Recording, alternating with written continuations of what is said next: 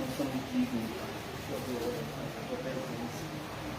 Mas aprove a Ti, Pai, entregar o próprio Filho para morrer pelos nossos pecados, Pai, para nos salvar. E Pai, nos ajuda, Pai, a seguir Teu Filho, a tomar nossa cruz, a negar nós mesmos, Senhor. Seguir a Teu Santo Filho, Jesus Cristo, Pai, que morreu pelos nossos pecados. Nos ajuda, Pai. O Senhor Jesus disse que veio a busca dos verdadeiros adoradores, Senhor, que o adorem em espírito e em verdade. Assim como os leprosos, Pai, foram curados 10, só um voltou para agradecer. Na verdade, não veio simplesmente agradecer, ele veio te adorar.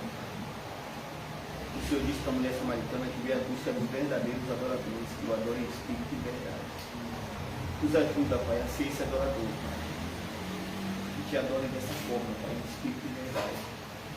Toda a nossa alma, nosso coração, nosso entendimento, toda a nossa força. Oh, Pai, nos ajuda mais uma vez, Senhor, a sair daqui cheio do Seu Santo Espírito, Pai. Que a gente não saia daqui, Pai, do mesmo jeito que entramos. Que haja transformação, Pai. Que haja entendimento, Pai. Pai, eu queria te agradecer, Pai, pelos nossos líderes, pastor Lisandro, irmão José, continua, Pai, enchendo eles do Teu Santo Espírito, Pai. Pai, que assim seja sempre, Pai. Que eles venham a edificar a Tua Santa Igreja, Pai. Foi justamente para isso que o Senhor separou pastores e mestres, Senhor. Da edificação do Seu povo, Pai. Nos ajuda, Pai, a ser igreja, a ser membro do Seu povo, Pai. Agora e para sempre, Senhor. Eu te agradeço em nome de Jesus Cristo. Amém. Graças a Deus. Amém.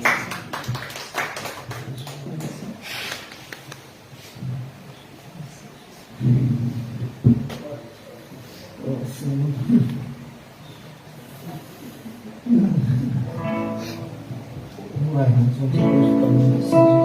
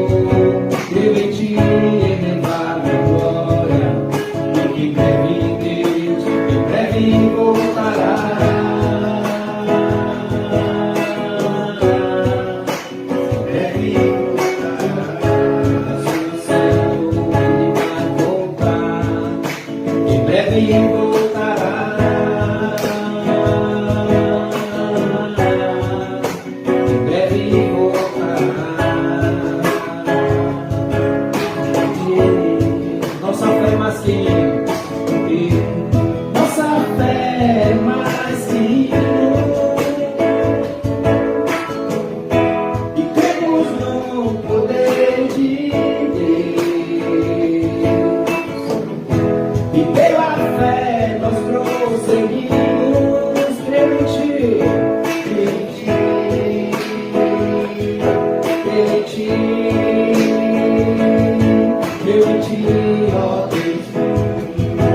Creio em ti, Deus Pai, Senhor. Creio em ti, ó Cordeiro Cristo. Creio no Consolador. Creio em ti, Deus crucificado. Creio em ti, ó vencedor. Creio em ti, elevado à glória.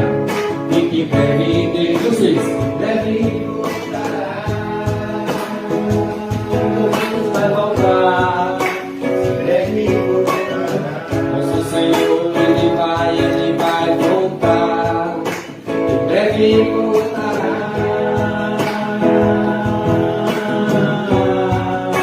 Em breve voltará.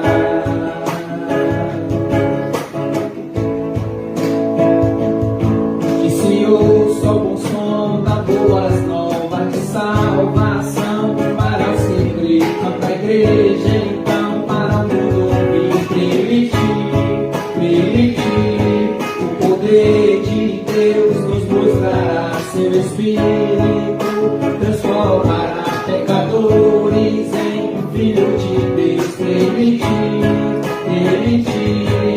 em ti, ó Deus. Creio em ti, Deus Pai, Senhor. Creio em ti, ó Cordeiro Cristo.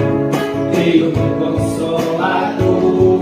Creio em ti, Deus crucificado. Creio em ti, ó vencedor. Creio em ti, elevado à glória.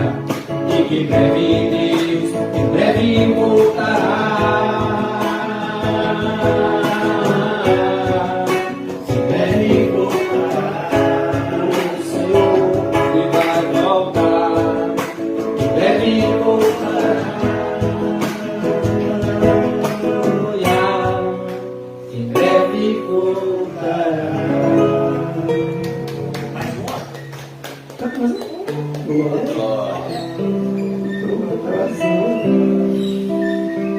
Irmãos, eu confesso que esses são os melhores momentos que nós temos em nossas vidas, sabe, irmão? Glória a Deus. Eu sou feliz assim, não porque a gente estamos aqui, mas eu louvo a Deus pela vida do nosso amado pastor. Quando eu estava com o irmão, a gente estava conversando e a gente sabe o quanto Deus derrama amor dentro do coração dele. Porque se não fosse Deus, irmãos, a gente estava perdido. E a gente não somos melhor do que um dos outros, não, irmão. Que Deus prepare ele e que a gente aproveite esses momentos para poder a gente continuar, porque sabemos nós que vai piorar. Então cantamos e glorificamos o nome do Senhor Jesus. Amém.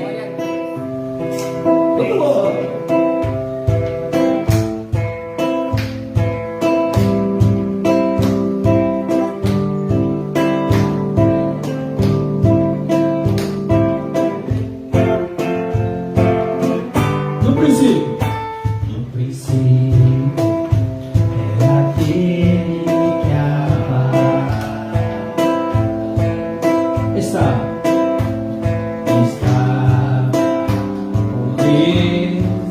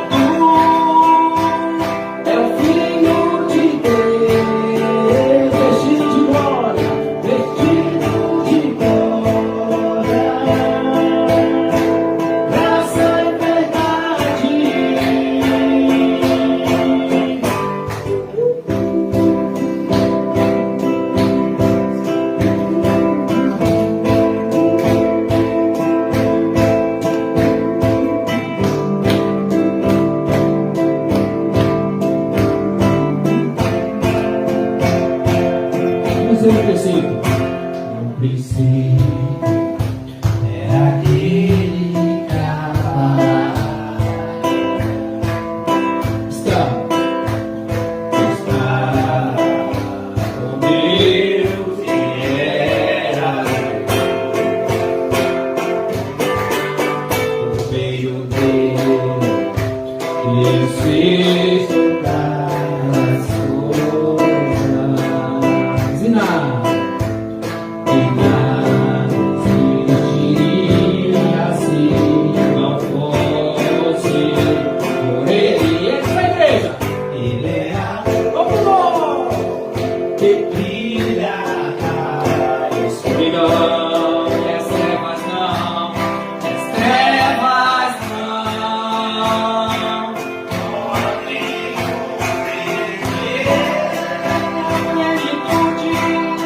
a plenitude de toda a criação. Palavra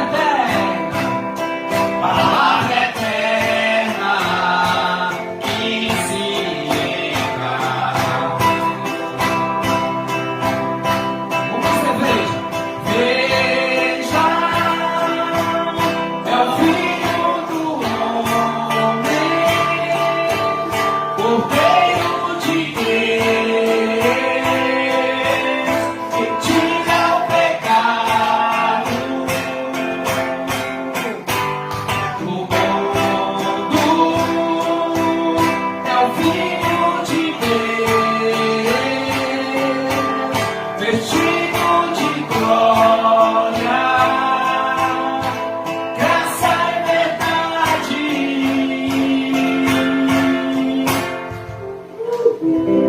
Aleluia! Semana que vem tem mais.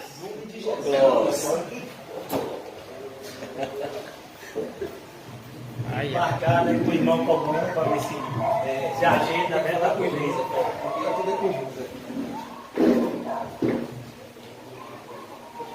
Não sei se eu sou digno, mas colocarei o microfone. Amém, irmãos? Vamos abrir o capítulo 9 de Lucas. Vamos dar continuidade a esse evangelho que tanto temos abençoado o conhecimento dele.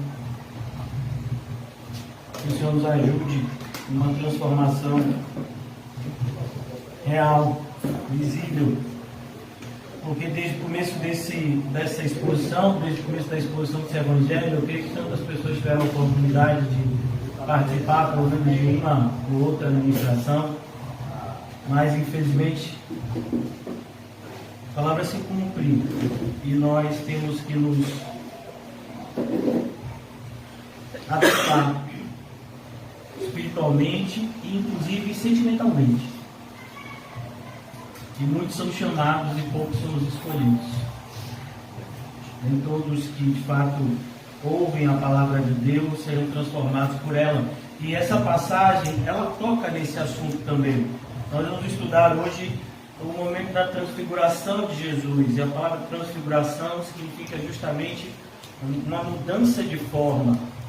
Lucas, diferentemente de Marcos e Mateus, ele usa uma palavra conhecida no português como metamorfose. E aqui nós vamos ter a única vez antes do Apocalipse que Jesus é visto de forma glorificada. Mesmo depois da sua ressurreição, quando ele passou 40 dias dando provas indiscutíveis, né, de que ele havia ressuscitado, ele não estava no seu estado glorificado. Ele voltou, por assim dizer, ao seu estado glorificado, ao qual ele mesmo escolheu se destituir dele, quando ele adentrou as portas do céu. O Salmo nos mostra isso, Davi viu isso antes dele encarnar. Abram as portas, o Rei da Glória está entrando. E então, quase que um século depois, o apóstolo João, na ilha de Patmos, teve uma visão de Cristo glorificado. O irmão José falou com a gente recentemente, tanto no início do livro do Apocalipse, quanto mais ainda no momento do grande trono branco, nós vemos o Cristo glorificado. E aqui é a única vez que isso acontece. Isso acontece de maneira visível para 3 homens. E antes da gente entrar propriamente no capítulo, na passagem, que é o versículo 28 do capítulo 9, só voltar um pouquinho para cá, porque senão fica, como diz o irmão, pode fazer no microfone, o retorno assim não funciona, né? Então, no capítulo 9, versículo 28, nós vamos ter uma importante lição que, infelizmente, nem todos que estão na igreja e que são salvos experimentam de Cristo da mesma forma. Isso também é algo muito triste, porque nós vamos ver que 12 apóstolos, um deles era reprovado, a gente já sabe o caso de Judas, mas 11 eram aprovados. Mas ainda assim, desses 11, apenas 3 faziam parte do círculo mais íntimo de Jesus. Perceba que foram somente esses 3 que entraram com Jesus na ressurreição da filha de Jairo. São esses 3 também que são chamados aqui a subir no monte com Jesus para orar. Jesus não diz que ia se transfigurar lá no monte, mas ele os chama para orar e deixa os demais apóstolos embaixo. E a mesma coisa acontece no Getsemane. Quando eles estão lá no jardim, Judas não estava, Judas havia saído, mas estavam 11 lá com Jesus. E Jesus chama esses 3 para estar com ele em oração por conta do momento que ele estava passando. Então perceba que nem todos, de fato, se aproximam de Jesus como deveriam. A prova disso é o nosso estudo aqui, né? Muitas pessoas, de fato, poderiam estar aqui, mas infelizmente fizeram escolhas que afastaram desse momento. Alguns talvez nos acompanhem de maneira pela internet, mas elas poderiam estar também presencialmente. E não se enganem essas pessoas, que elas não vão usufruir da parte de Deus da mesma forma, pois não é muito claro. O Senhor Jesus diz que é quem procura que acha, é quem bate que a porta é aberta, é quem pede que recebe. Então, essas pessoas que têm tentado, de alguma forma, amenizar, facilitar o caminho, elas deixam de usufruir uma série de bênçãos espirituais que já nos estão disponíveis, como está escrito na carta de Efésios. É triste, mas é uma grande verdade. Algumas pessoas acham que o fato de poderem financeiramente ter acesso a determinadas coisas faz com que elas tenham justificativa para não se reunirem como pessoas pobres e humildes como nós. Mas um erro, porque Deus resiste ao soberbo, mas ao humilde ele não só não resiste, ele concede graça. Então, às vezes a pessoa acha, eu tenho condição, aquelas pessoas que estão lá estão porque não têm condição. Eu tenho, então eu vou fazer uma viagem, eu vou fazer isso, eu vou fazer aquilo. Então é por isso que eu não estou em todas as reuniões como pessoas que não têm mais o que fazer, porque não têm dinheiro, estão. Mas não dão. As coisas do Senhor, não, você tem acesso por dinheiro. Por isso que estamos todos nivelados na igreja. As coisas do Senhor têm acesso àqueles que o buscam de todo o coração, alma, força e entendimento. Essa promessa foi dada desde a época do profeta Jeremias. Ao próprio profeta: buscar-me-eis e me encontrareis, quando me buscardes de todo o vosso coração. Por isso tomemos todos bastante cuidado, para que não nos vejamos enganados por coisas semelhantes a essas. Então, dito essas coisas, vamos agora abrir na passagem que trata da transfiguração. Nos 2 últimos encontros nós falamos a respeito do novo nascimento, da importância da regeneração. Na passada, inclusive, nós tivemos o exemplo do próprio apóstolo Paulo. E hoje nós vamos adiantar um pouco, caminhar mais um pouco nesse Evangelho de Lucas. Cerca de 8 dias depois de proferidas estas palavras, que palavras? essas palavras que Jesus disse que era necessário que ele morresse, era necessário que ele se entregasse a nosso favor. Então, passaram 8 dias. A ideia aqui de Lucas é que Jesus, ele não fez tudo de uma vez só. É importante a gente ter isso na nossa mente. As coisas do Senhor devem ser feitas com ordem e decência. Vamos imaginar que a gente queira fazer uma construção, por mais que a gente consiga reunir 1000 pessoas para construir uma casa, a gente consegue construir a casa num dia só? Por quê? Porque precisa se cavar. Depois você precisa colocar o concreto, e o concreto tem que secar. Não adianta 1000 pessoas, porque não vai secar o concreto. O que é que vai secar o concreto? O que é? O tempo. A mesma coisa vai acontecer quando a gente colocar os tijolos. Não é isso mesmo? Se eu estiver errado, os irmãos prestem mais construção civil que eu, por favor, me corrijam. Mas quando você coloca os tijolos, você precisa esperar o quê? Secar. Como diria um irmão nosso, assentar. Né? Então, por mais que a gente reunisse 10.000 pessoas para construir uma casa, podia se construir em um dia? Não, ia precisar de um tempo. Talvez 15 pessoas fossem suficientes para construir essa casa no mesmo tempo. Então não é. A gente tem que tomar cuidado, porque eu tenho visto, já vi muito isso, e infelizmente ainda vejo hoje em dia, na igreja, as pessoas querem fazer as coisas de Deus com pressa. Satanás se aproveita daqueles que assim querem, porque eles têm as melhores intenções, mas existe um provérbio do mundo que tem verdade bíblica, de boas intenções, o inferno está cheio. Ah, mas eu não tinha intenção de fazer isso. Você orou antes, você pediu o direcionamento de Deus. Ah, na minha mente parecia uma ótima ideia. Você não leu o provérbio? Existem planos, existem pensamentos que aos nossos olhos são os melhores, mas são caminhos de morte. Então, como cristãos, precisamos fazer uso correto do tempo. E aqui Jesus nos mostra isso. Perceba, ele poderia ter feito ele poderia ter levado os discípulos no Monte da Transfiguração no outro dia, mas ele esperou 8 dias. A ideia é que Jesus fez tudo no momento certo. Ele nunca se apressou por nada.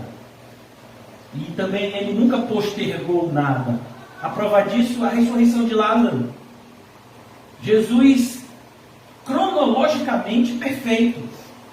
Quando ele foi avisado de que Lázaro estava doente, ele ainda permaneceu 2 dias no lugar onde ele estava. Olha, faça as contas. E aí quando Jesus chega, Lázaro tinha morrido 4 dias. Então faça as contas. Jesus demorou quanto tempo desde que foi avisado? 6 dias. Ele foi avisado e ele esperou 2 dias naquele lugar. Aí ele foi até Lázaro. 2 mais 4, 6. 6 dias. Mas ele poderia ter ido naquele mesmo momento. Ele chegaria lá um dia depois da morte de Lázaro. Não, Jesus já é o 4º dia, já fede. Mas Jesus fez isso com um propósito específico, mostrar para aquelas pessoas que ele era o autor da vida. É por isso que o título da nossa mensagem define não somente essa passagem do Evangelho, mas define toda a Bíblia. O apóstolo Paulo, inspirado pelo Espírito Santo, ele conseguiu fazer isso em uma passagem que muitos nós louvamos a Deus como que um hino de louvor, quando o apóstolo Paulo, não tendo mais o que falar da grandeza do Senhor Jesus, em Romanos capítulo 11, ele diz: porque dele, por ele e para ele são todas as coisas. A glória seja dada somente a ele, agora e para sempre. Amém. Porque dele, por ele e para ele. A Bíblia, irmãos, ela é toda cristocêntrica. É por isso que o Testemunho de Jeová, ele lê a Bíblia que você e eu temos acesso e ele não consegue entender nada. Porque não coloca Cristo no centro.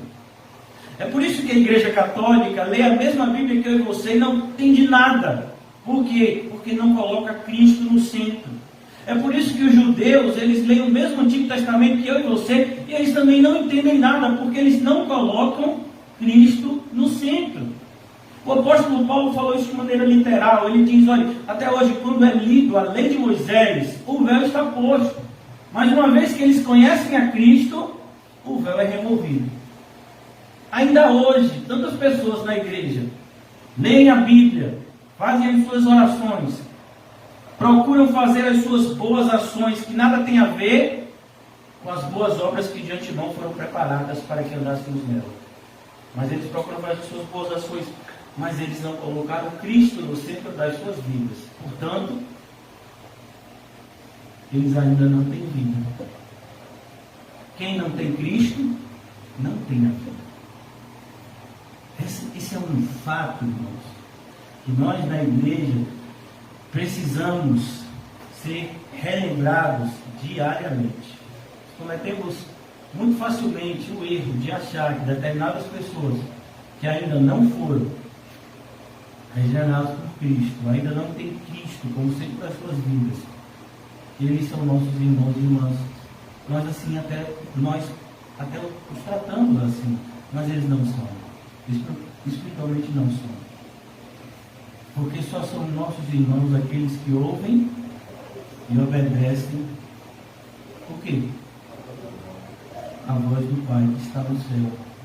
E qual é a voz do Pai que está no céu? Eis o meu Filho amado, e é no meu Filho amado em que eu tenho prazer. De maneira que Deus sente prazer na glória do Filho. Quando você glorifica o Filho de Deus, você está alegrando a Ele. Deus escolheu que fosse assim. Por quê? Não sei, mas Ele escolheu assim. Ele escolheu fazer que todas as coisas convergissem em Cristo, para que Ele, Deus Pai, fosse glorificado eternamente na vida de Deus Filho. E para isso Ele nos deu o seu Espírito, para nos testificar essa tão importante verdade. Perceba que quando Jesus fala do Espírito Santo, Deus Espírito Santo, Ele não nos diz que o Espírito Santo trará glória para si e nem glória para o Pai. Mas Ele glorificará quem? O Filho.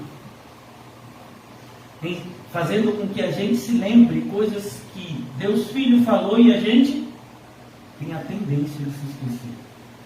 E nos mostrará ainda outras coisas que glorificam ainda mais a pessoa do Deus Filho. E aqui é esse momento aonde 3 homens como nós, Pedro, Tiago e João, tiveram a oportunidade de ver Deus. Por isso que Filipe fez uma pergunta na última semana de Jesus, no seu ministério terreno, antes da sua morte e ressurreição: mostra-nos o Pai.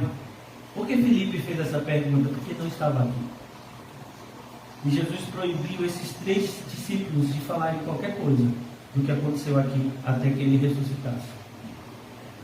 Senhor, mostra-nos o Pai. Filipe, agora, você ainda não percebeu, Filipe, pelas obras que eu faço, que eu e o Pai somos um. Então é importante, irmãos, essa é a base da fé cristã. Jesus Cristo, nosso Senhor. Você sabe por que no primeiro e segundo século, principalmente durante os períodos de grande perseguição, colocava-se nas casas e nos tapetes das portas das casas um sinal de um peixe? Ninguém sabia por que aquele sinal do peixe. Só sabia quem colocava, os cristãos. E muitas pessoas fazem uma analogia extremamente equivocada, que o sinal do peixe é porque Jesus disse que nós seríamos pescadores de homens. Não, não tem nada a ver com isso. O sinal do peixe, irmãos, é um anagrama. Pois no grego, as letras que simbolizam a palavra peixe, significam a frase que define a nossa fé. Jesus Cristo, Filho de Deus, nosso Senhor. São essas palavras que em grego são a palavra peixe. E por isso o sinal do peixe era colocado como sinal para que os cristãos se identificassem uns com os outros, principalmente em momentos de grande perseguição. A base da nossa fé. Jesus é o Cristo, Ele é o Filho de Deus e Ele é o nosso, não de todos, infelizmente, mas Ele é o nosso, Senhor. Existe uma passagem na Bíblia, tenho certeza que o irmão José vai fazer referência, se é que ele já não fez, mas a minha cabeça não é muito boa. Quando ele tem nos ensinado o Apocalipse, Filipenses capítulo 2. Eu tenho certeza que todos vocês sabem. Muitos dizem que essa passagem de Filipenses era um hino que os cristãos dos primeiros séculos gostavam de entoar, né? Maravilha. Eu acho que tem algum celular que está vinculado à caixa de som que está dando. Não? O seu celular é alto assim, é? Glória a Deus pela sua vida, meu irmão. Também se não escutar, meu filho, é problema, viu? Que algo desse jeito. Eu pensei que era caixa de som aqui. E da igreja de vez em quando, foi terça-feira, não foi? Teve o espírito da caixa de som quando eu já estava pregando. Filipenses 2, todos acharam? Amém.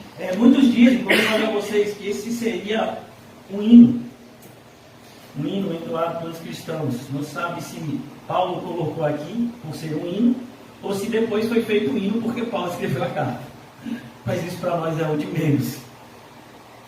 Versículo 5 de Filipenses 2. Tende em vós o mesmo sentimento que houve também em Cristo Jesus. Pois ele, subsistindo em forma de Deus. A ideia é, ele sempre foi Deus. Quando João escreve o seu Evangelho, ele deixa isso de maneira muito clara nas primeiras linhas do Evangelho, que no princípio era o Verbo estava com Deus, o Verbo era Deus. Aqui o apóstolo Paulo quer nos mostrar isso. Ele sempre existiu. João Batista, falando acerca de Jesus, Jesus nasceu antes ou depois de João? Humanamente falando, 6 meses depois, né? É o que fazem os cálculos, porque já tinha 6 meses Isabel, né? Quando Maria foi visitar. Então, mas o que é que João diz? Aquele que existe, eu acho tão bonito, vou chegar na roupa. Eu quase fiquei igual aqui, meu senhor. Aquele que existia antes de mim, passou por mim. Rapaz, isso rampante. Aí tem Jesus, mais novo, 6 meses que João Batista. João Batista é muito mais famoso, porque naquele momento Jesus era simplesmente carpinteiro de Nazaré. Quando ele chega para ser batizado por João, não sou digno de desatar as correias das suas sandálias, e seria até mim para te batizar. Então, essa ideia dessa frase que o apóstolo Paulo coloca aqui na passagem, pois ele subsistindo em forma de Deus. A ideia é, ele sempre teve a forma de Deus diferente da nossa. A gente nunca vai ter a forma de Deus. Nós somos criados à imagem e semelhança de Deus. Por exemplo, eu não sei se vocês são dessa época, todo mundo aqui é novinho, eu acho que a pessoa mais velha aqui é Calmon, tem 30 e poucos, eu sou mais velho, né, tenho 40... 42, vou fazer 43, olha, é tanta idade que eu nem esqueço. Eu vou fazer 43. Eu sou da época que se fazia muitos bonecos, eu sou da época do show da Xuxa. Depois do show da Xuxa veio o tal de um negócio da Angélica, eu não sei qual é o nome do programa da Angélica, não. Como era? Alguém sabe? Não, porque ninguém quer se entregar, né? Mas a Angélica também tinha um programa. E as crianças gostavam muito, principalmente na idade, assim, de Heleninha e de Ritinha Mirim. As crianças gostavam muito. E essas bonecas, nessa época então do Natal, elas eram uma febre. E aquelas bonecas, elas tinham como modelo quem? As próprias pessoas. No caso a Xuxa, ou no caso a Angélica. Então o modelo era aquelas apresentadoras de programa infantil. Então aí, quando é escrito que façamos o homem imagem e semelhança, a ideia é essa. Nós somos parecidos com Deus, mas não temos a mesma forma dele. Jamais teremos. Ninguém é como Deus. Isso é maravilhoso, né? Você sabe quem foi que expulsou Lúcifer, que queria ser como Deus do céu? O arcanjo Miguel. Você sabe o que quer dizer Miguel? Ninguém é como Deus. Deus é tão maravilhoso, Deus é tão perfeito, que ele expulsou aquele que queria ser como Deus, por meio daquele que afirmava que ninguém é como Deus. Deus fez isso. Então aqui a gente percebe, ninguém é como Deus, só Deus. Pai, Filho e Espírito Santo. A Trindade. Não julgou como usurpação ser igual a Deus. A ideia é, Jesus tinha uma missão desde toda a eternidade, encarnar, tomar a forma de homem. Para quê? Para levar os pecados dos homens. Ele não tomou a forma de um anjo para levar os pecados dos anjos caídos. Ele não tomou a forma de um bicho. Ele tomou a forma dos homens, para redimi-los, aqueles que são descendência de Adão, segundo a carne. O apóstolo Paulo em Romanos traça esse paralelo. Pelo pecado de Adão, a morte entrou no mundo. O pecado de um só homem trouxe a morte ao mundo. E pela morte de um só veio a salvação. Então aqui ele diz, ele sabia que ele precisava tomar a forma de homem. Como homem ele precisava ser totalmente humano. Os evangelhos nós lemos, ele teve fome, ele teve sede, quando ele passou 40 dias no deserto, ele teve sono, ele dormiu, ele se sentia cansado, ele sentava. Todas as fraquezas humanas ele sentiu, ele foi tentado em tudo aquilo que somos tentados e nunca pecou.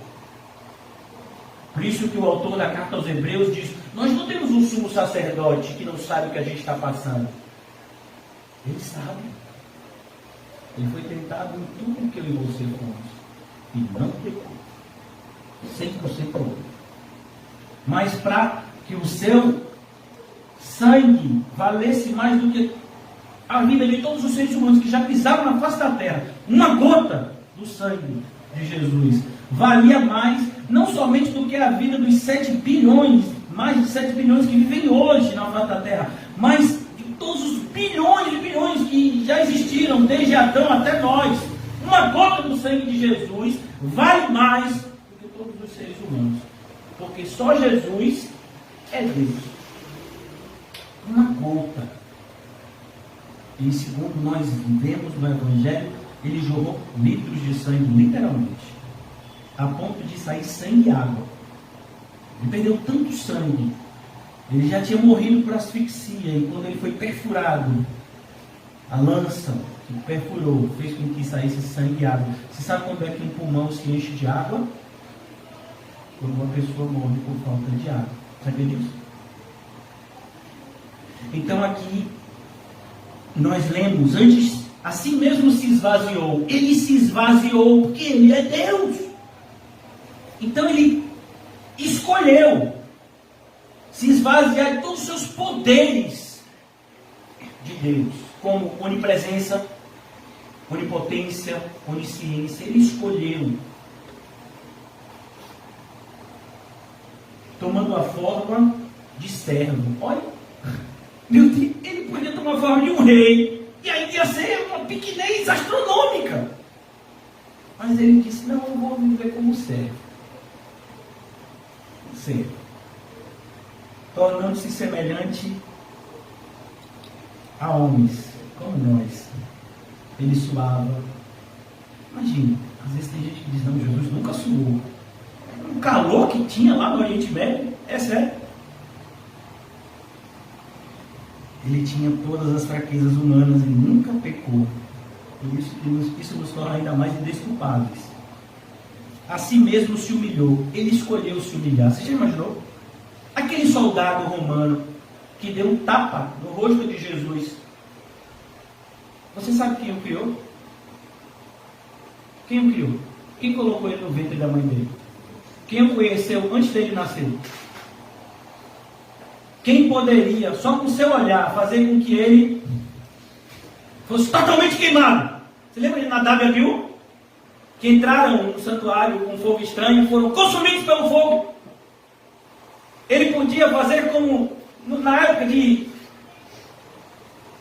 da revolta lá de Moisés, aqueles que se levantaram contra Moisés, Datã, Corá e Abirão, se abriu o chão e eles foram tracados diretamente para o inferno. Sabia disso? Ele podia fazer isso no momento do Sinédrio. Chá! E todo mundo do Sinédrio estava no inferno.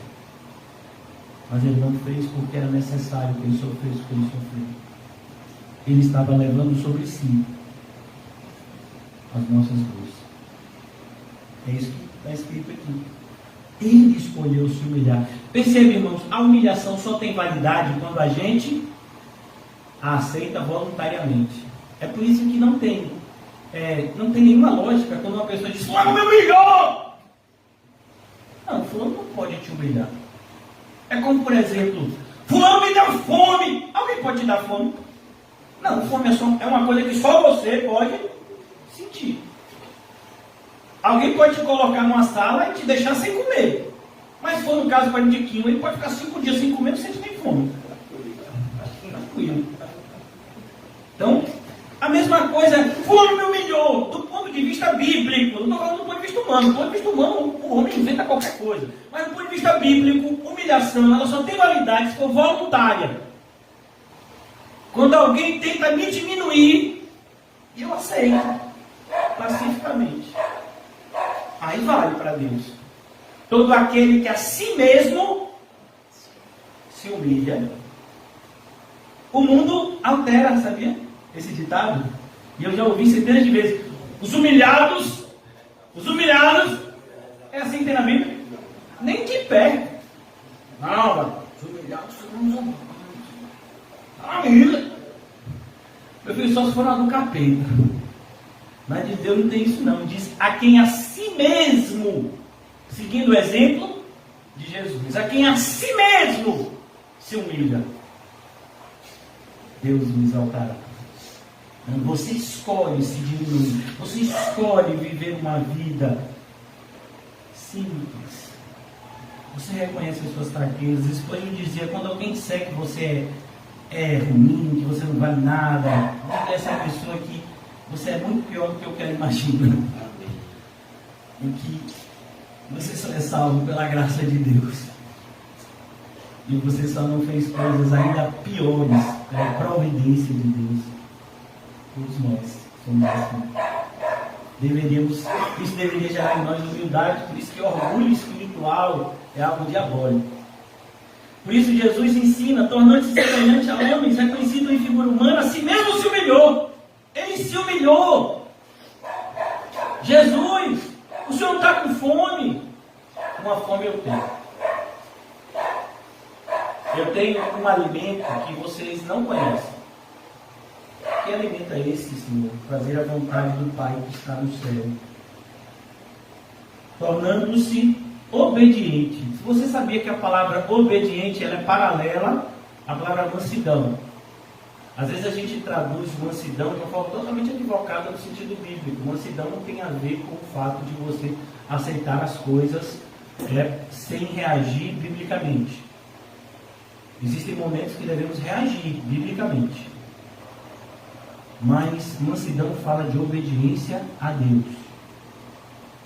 Por isso que o exemplo é o cavalo bem treinado, que montado pelo seu cavaleiro ou a sua Amazonas, ele vai aonde manda. Então isso é mansidão, obediência. E Jesus foi obediente. Ele foi obediente até a morte. Por isso que uma dura repreensão na carta aos Hebreus para aqueles que diziam, que estava muito difícil ser cristão. Alguns dizem isso hoje. E na carta aos Hebreus nos é dado essa exortação. Na nossa luta contra o pecado, nós ainda não temos resistido até o sangue. A ideia desse versículo, irmãos, não é você tomar uma pedrada porque você pregou com coragem, não. O sangue é morte. Então ele está dizendo que nessa nossa luta contra o pecado, a gente ainda não morreu, a gente está vivo. Então aproveite a sua vida para continuar glorificando o nome do Senhor por meio das suas ações e palavras. Então ele se tornou obediente, e ele foi obediente até a morte. Você imagina, irmão, você tem todo o poder, não somente para sair da cruz, como para matar todos que te perseguiram. 12 legiões de anjos, eu tenho à minha disposição, Pedro.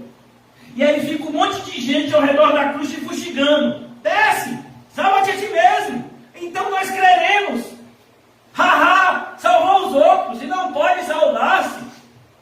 Aí ele diz: Deus meu, por que me desamparaste? Mostrando para as pessoas mais uma vez que ele é o Messias.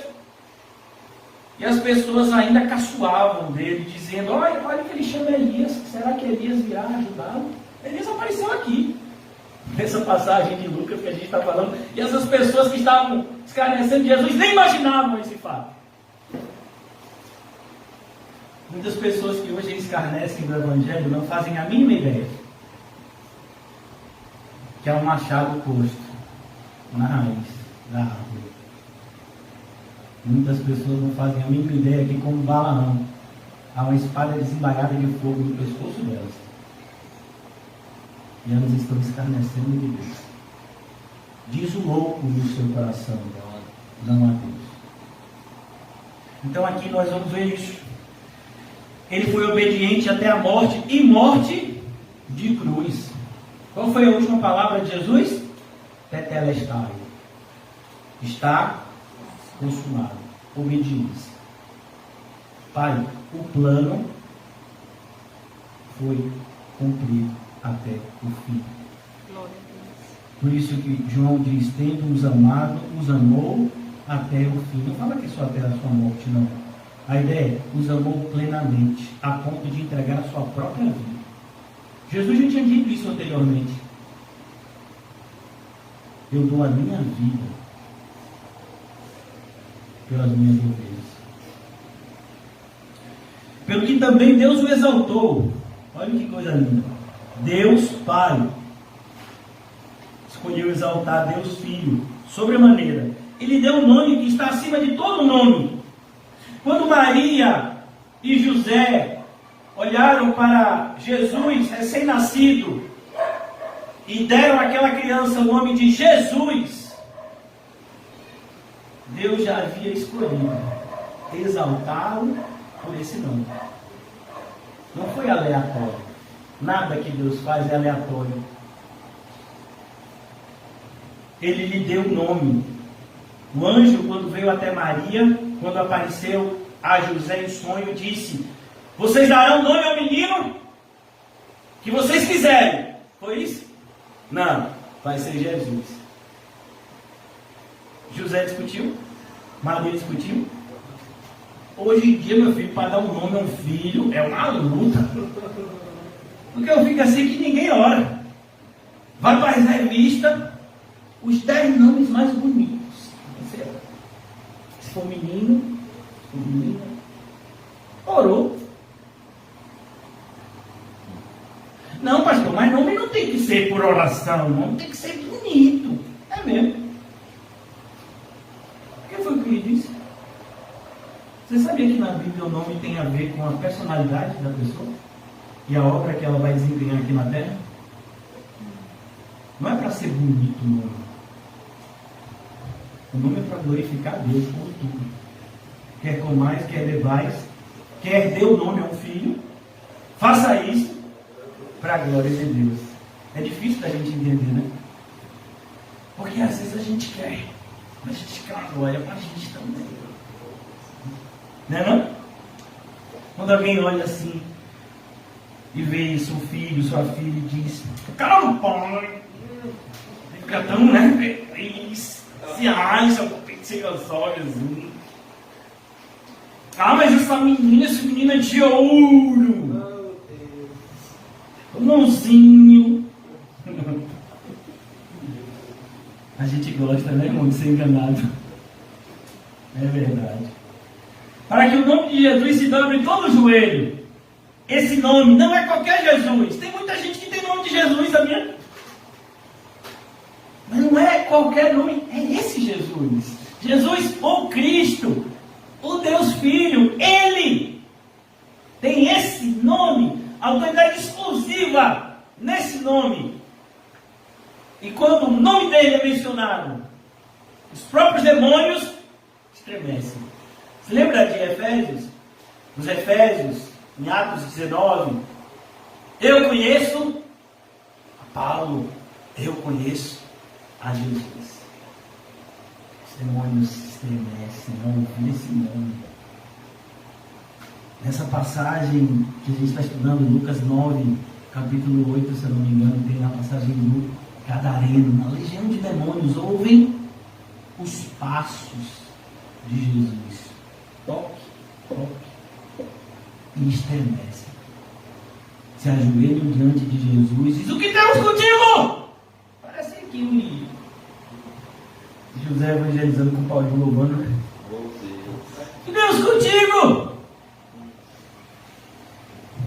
É o nome de Jesus. Por isso que, como cristãos, irmãos, a nossa autoridade só existe se o nome de Jesus está sobre nós. As pessoas ficam preocupadas com o selo da besta. A gente devia estar muito mais preocupado se temos o selo do Espírito. Porque quem tem o selo do Espírito jamais será selado pelo selo da besta. É só você ler Apocalipse, ou então se você prestou atenção no que José pregou.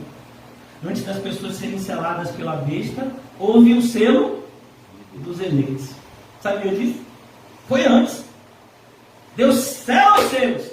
Aí quem sobra? O diabo sela. Por isso que, na passagem que José nos ensinou recentemente, ele diz, Apocalipse nos ensina, e quem não foi achado, quem não teve o seu nome achado no livro da vida, porque estava lá escrito. Quem não estava lá escrito, aí se deu mal. Aí não adianta ter dinheiro, não adianta fazer boas obras achando que isso vai impressionar o Senhor Jesus, não.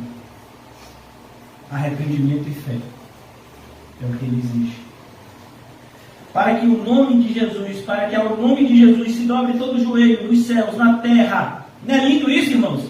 Parece muito com a passagem que José leu do trono, que fala que deram-se os mortos que estavam no mar, a terra, todo mundo vai aparecer no tribunal.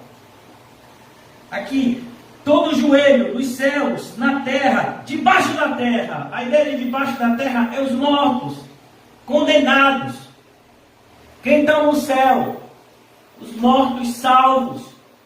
Está todo mundo. No inferno também é. No inferno as pessoas olham para cima com raiva e dizem, da mesma forma que os demônios disseram, com raiva: Jesus Cristo, Filho do Deus Altíssimo. Sabe quem disse essa frase? Demônios. Eles obedeciam a Jesus? Obedeciam. Mas por vontade? Não, eles odiavam a Jesus. Perceba, não é só o fato de você obedecer, é obedecer por amor. Ou vocês não prestaram atenção na parábola do filho pródigo? Vocês se esquecem que tem outro filho nessa parábola?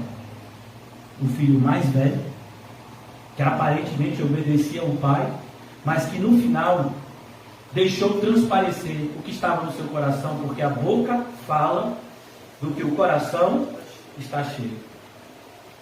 E aquele filho mais velho demonstra que nunca amou o seu pai.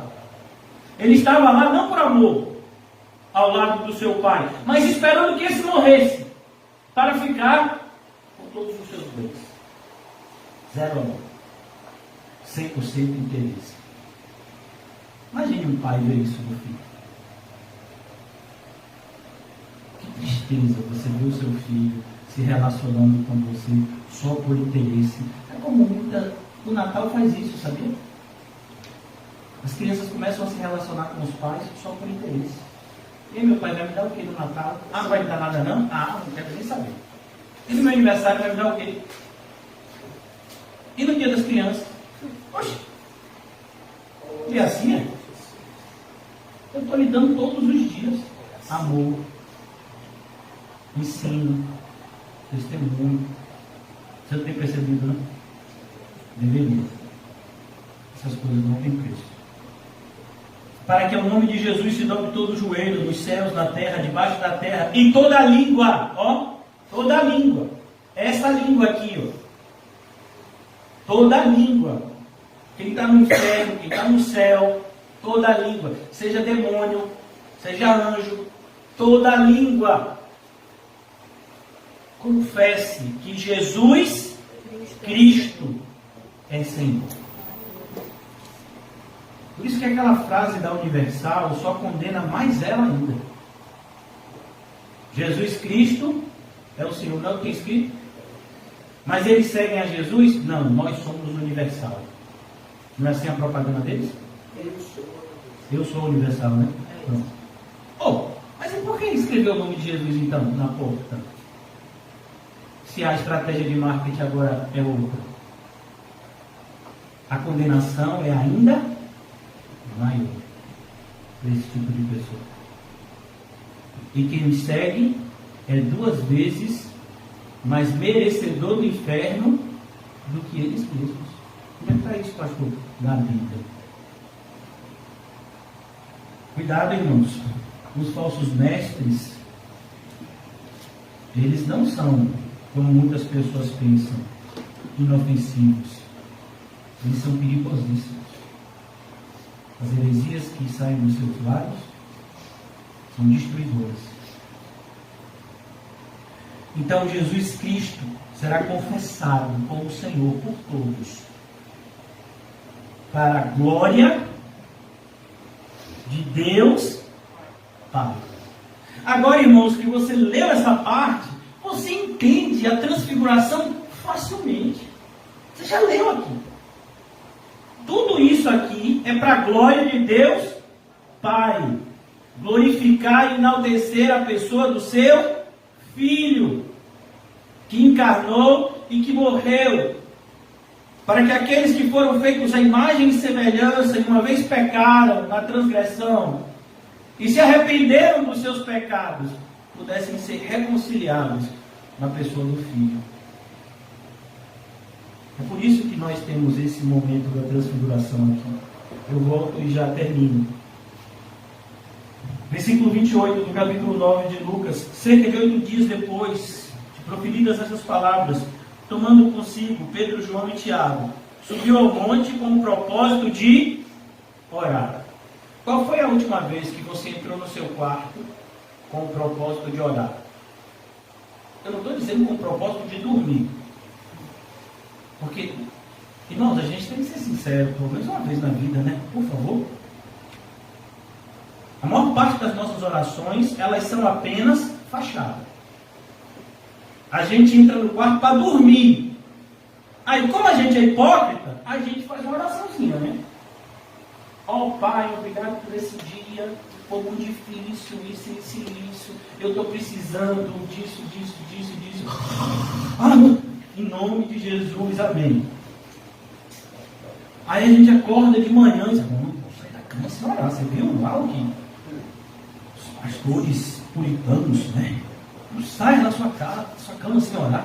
Aquele que foge do Senhor pela manhã, provavelmente fugirá dele durante todo o dia. Então eu tenho que orar de manhã também. Ó Pai, me ajuda nesse dia, oh, Jesus, amém. Aí tem a comida do meio-dia. Você já tomou café e morou, você já lanchou e morou, mas a comida do meio-dia tem que ter hipocrisia da oração, amém, irmãos? Porque a gente é hipócrita.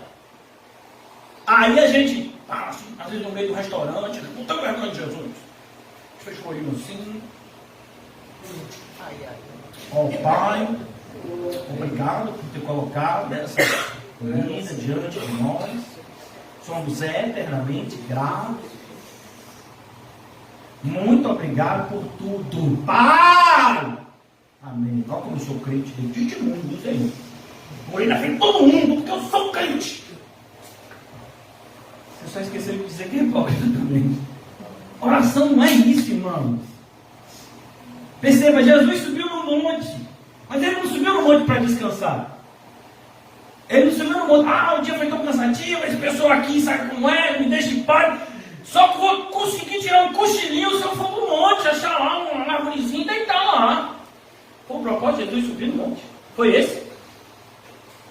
Percebeu a diferença, irmãos, das nossas orações? Às vezes a gente pergunta, tem uma oração assim, uma oração simples, sabe? Isso é. Você está entendendo agora, né?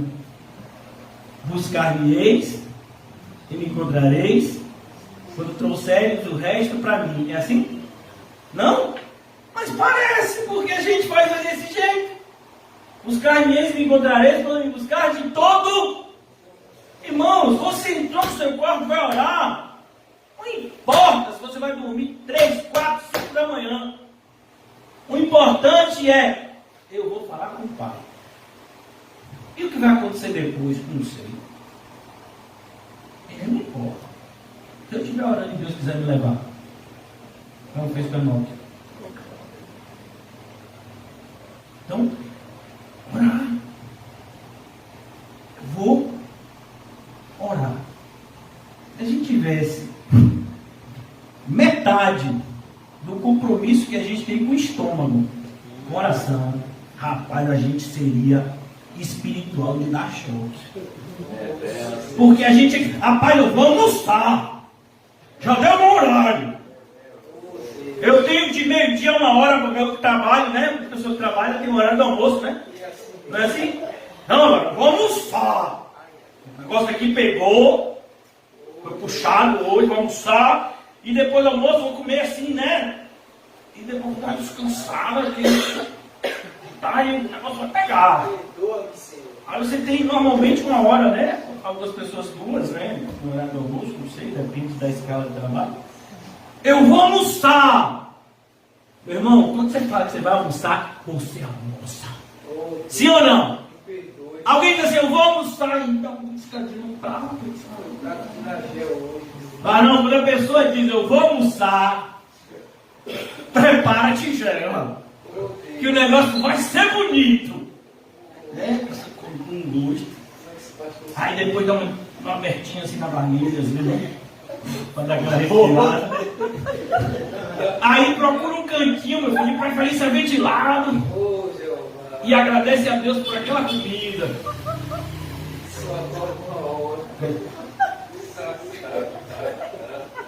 Aí a gente vai almoçar. Agora se a gente diz, eu vou ali orar, dá 2 minutos a pessoa está de volta. Ô gente, meu filho, você vai aonde? Não é nada, pastor. Ei, a gente é o pai. 2 minutos. Depois pergunta porque minha vida de oração não flui. Oh meu Deus, tem misericórdia, Pai, de nós. E bom que Deus fala pra gente a verdade na cara. Pra gente ter oportunidade, né? Agora toda vez que você for almoçar, ih rapaz, tem que orar. Aquele pastor atrapalhou no almoço. Nunca mais não almoçar do mesmo jeito. Não, meu filho, melhor você ficar uns dias orando. Com vontade.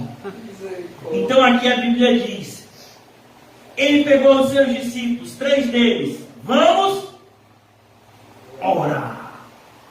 Você tem prazer, irmão, de fazer isso? Mas vamos adiantando. Não, meu filho, a gente vai parar aqui.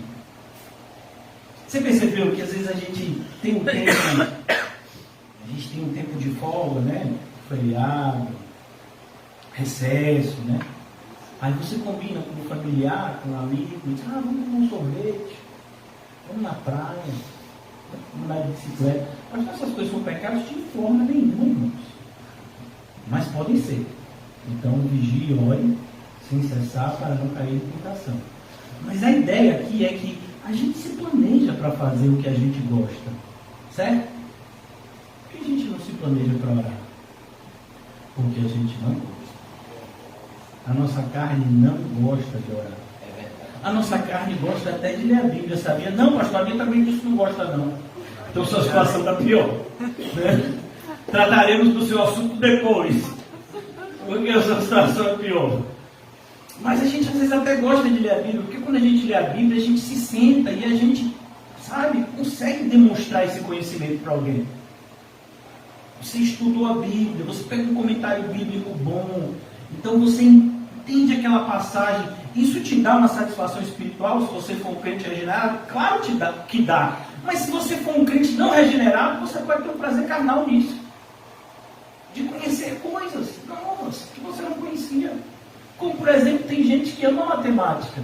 Eu não entendo essas pessoas, mas elas existem. Né? Elas pegam aqueles problemas aí, 2 quadros inteiros. Rapaz, eu achava que aquilo era fake news, né? Não existe problema daquele negócio. Né? 2 quadros inteiros vão resolvendo com alegria. Tem até um filme que dizem que é baseado em fatos reais, assim, né? Um tal de um filme que chama, muito tempo atrás, que fez esse filme, chama Gênio Indomável, de um menino pobre, que ele tinha uma aptidão fora do comum, né? Em absorver conhecimento. Então ele lia um livro de 500 páginas em apenas poucas horas. E aí colocou-se na faculdade que ele era faxineiro. O professor tinha o hábito de colocar desafios de matemática. Aí ele estava faxinando, olhou aquele desafio de matemática, que ninguém que fazia o curso de matemática conseguiu. Ele chegou lá, tchau, e fez. Ele foi embora. Percebe, irmãos, tem pessoas que não têm aptidão para determinadas coisas. Então tem gente que às vezes gosta de estudar para demonstrar, né? Hoje em dia você tem conhecimento teológico, dependendo, né, da denominação, você pode ganhar até bastante dinheiro. Mas orar é diferente. Quando você ora de verdade, irmãos, não é Deus que muda, é você. Você não sai da oração todo cheio, você sai da oração todo quebrado. Você tem alguma dúvida? Vai perguntar a Jacó como foi que ele saiu da oração no Vale de Jaboque. E foi a oração mais íntima que ele teve com o papai. Pega ele, Os se abraçaram, o negócio foi tão assim, rapaz. Para você não se esquecer desse momento, Jacó, vou lhe dar um presente. E tocou, deu toque na coxa de Jacó. E ele ficou manco o resto da vida. De maneira que era fácil encontrar Jacó no deserto. Era só ver as pegadas. Quem tinha o pé se arrastando era Jacó. Ih, rapaz, Jacó passou por aqui. Agora, pegada está fresca. Como é que você sabe, rapaz? Porque ele manda em uma perna. Exploração. Mas a gente não, a gente entende que o seu orou, vai sair flutuando, o seu orou, o Superman vai sair voando. Não, meu filho, quando você ora de verdade, você é humilhado. Você tem sobre si, aberto diante de si, as suas próprias sujidades, para que você se arrependa e se limpe. Oração é algo lindo. Às vezes a gente se pergunta, eu não entendo, meu coração está tão sujo. Só quem fala isso de verdade é um crente regenerado, só para ficar claro. Por que o coração do crente regenerado pode estar tão sujo? Porque ele está orando pouco. É no momento da oração que o nosso coração é limpo. A gente vai ao quarto secreto, a gente não vai ao monte. Porque Jesus já disse, a gente vai ao quarto secreto e a gente fala com o Pai em secreto. E em secreto, só nós. Ele responde. A gente não faz uso disso e às vezes se pergunta, eu não entendo minha vida, tá? É uma oração, irmão. Só olhe para mim. John Bunyan, ele tinha uma frase que ele dizia, um homem que passou 12 anos preso e podia sair a qualquer momento. Como assim, pastor? Não entendo. Ele foi preso porque ele pregava o Evangelho sem a autorização do Estado. Então ele podia assinar um termo dizendo que ele se comprometia em não pregar mais o Evangelho, e aí ele podia sair da prisão. Ele disse, não, se você me soltar, a primeira coisa que eu vou fazer é voltar para a igreja que eu sou pastor, porque Deus me escolheu para ser pastor, e eu vou pregar para as pessoas que Deus colocou lá no rebanho. Então ele ficou 12 anos preso por isso. Você ficaria um dia? Onde é que eu assino? E aí ele teve muito tempo para orar.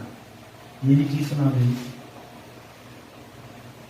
eu posso fazer muitas coisas depois de orar, mas eu não posso fazer nada antes de orar. Por quê? Porque se eu fizer qualquer coisa antes de orar é desobediência. É como, por exemplo, irmãos, vamos imaginar que você trabalha numa loja de vendas. Você trabalha numa loja, num comércio. E você vende determinado produto por 100. Mas você tem autorização do dono a vender à vista por 95. Aí chega uma pessoa, você vai com o cara, você vende por 80. Aí o dono vai chegar e diz: "É caro, meu irmão. Você vendeu aquele produto?" "Vendi." "Oh, mas só tem 80 aqui." "Só tem 80. É 100 o produto. Você podia vender até por 95. Cadê os 15 que está faltando?" "Ah, não, é porque, sabe como eu baixei o preço." "E quem te deu a autorização?" Porque só quem tem autorização para baixar o preço é o dono.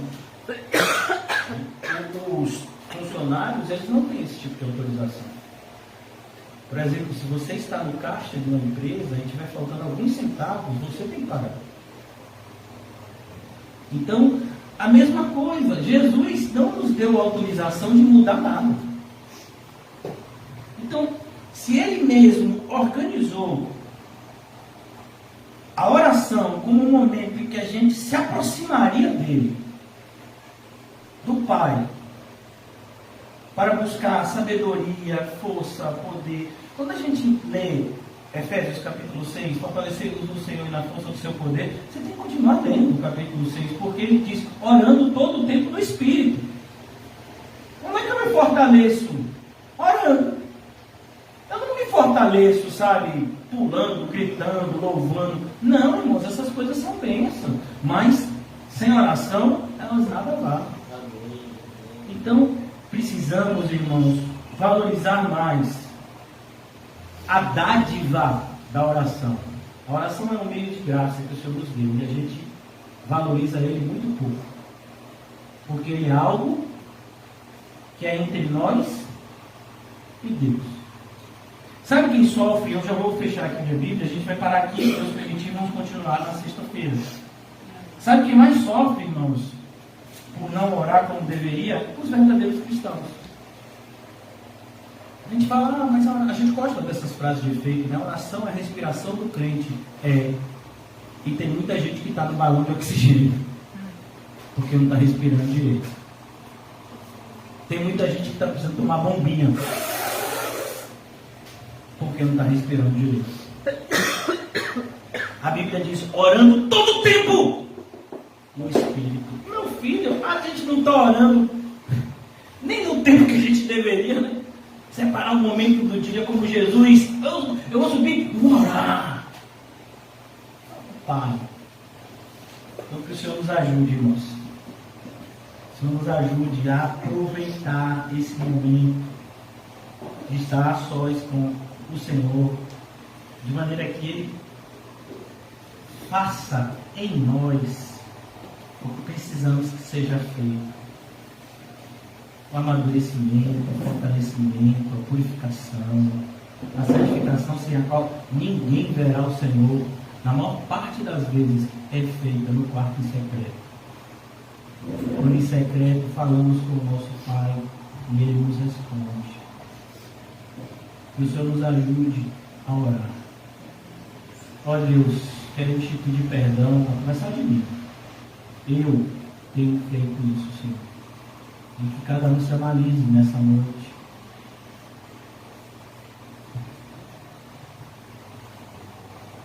Eu tenho usado tão pouco essa dádiva preciosa que é a oração, Senhor. Eu acredito pela reação dos meus irmãos que eles também. Por isso nos socorre, Senhor, em meio à nossa fraqueza. Ajuda-nos a orar corretamente, Senhor. Não somente no sentido teológico, Pai,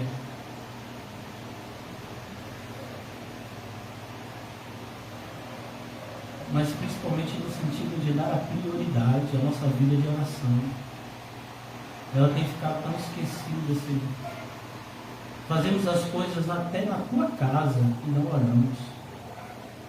Nos envolvemos em obras no teu nome e não oramos. Ó Senhor, tem misericórdia de nós por essa loucura. E nos ajuda, Senhor, a mudar esse quadro. A fazer uso desse momento precioso, onde obtemos tanto e tanto do Senhor. O Senhor que tem tanto para nos dar, Senhor. E o fará por meio da oração. Mas como receberemos essas dádivas se não orarmos? Por isso o Senhor tem nos colocado, talvez, em momentos tão difíceis, para ver se, como Jonas, nós oramos. Ficamos com um sentimento, assim, de dor e tristeza, pois, eu falo por mim, Pai, pois eu me sinto como Jonas nessa noite. 3 dias no ventre do peixe para poder orar. Meu Deus, ele ficou 24 horas e não orou. Ele ficou 48 horas e não orou. Foi necessário 3 dias para que a dureza do coração fosse quebrada e então ele pudesse orar ao Senhor. E o Senhor ouviu. Ó Senhor, seja assim conosco. Perdoa a dureza do nosso coração que nos afastou do quarto em secreto e nos ajuda a voltar para Ele, nunca mais sair.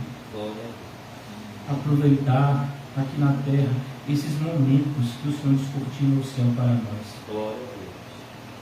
Quando nós entramos na sala do trono com ousadia, pois o Espírito da graça nos enche por intermédio daquele que deu o seu próprio sangue por amor a nós. E então adentramos e nos prostramos diante do teu trono, Senhor, e falamos contigo, Abba Pai. Não nos dirigimos a um Deus que seja apenas o nosso Criador, isso já seria um enorme privilégio, mas nos dirigimos ao Senhor com a indescritível honra de sermos tratados como teus filhos. Foi assim que o Senhor Jesus nos ensinou a orar. Pai nosso que estás nos céus. Que seja assim, Senhor, a partir dessa noite nas nossas vidas. Que nunca venhamos a nos esquecer e nem deixar de aproveitar esse privilégio de poder falar com o Criador de todas as coisas, com a intimidade do Filho que se dirige ao seu Pai. E fala, e sabe que é ouvido, e ouve, e sabe que aquilo que veio do trono é bom, perfeito e agradável. Seja assim, Senhor, nas nossas vidas, que essa noite mude as nossas vidas para sempre. Em nome de Jesus, amém? E graças a Deus! Saúdem-se mutuamente com um cumprimento santo e diga para o seu irmão, vá para sua casa orar. Em nome de Jesus. Amém.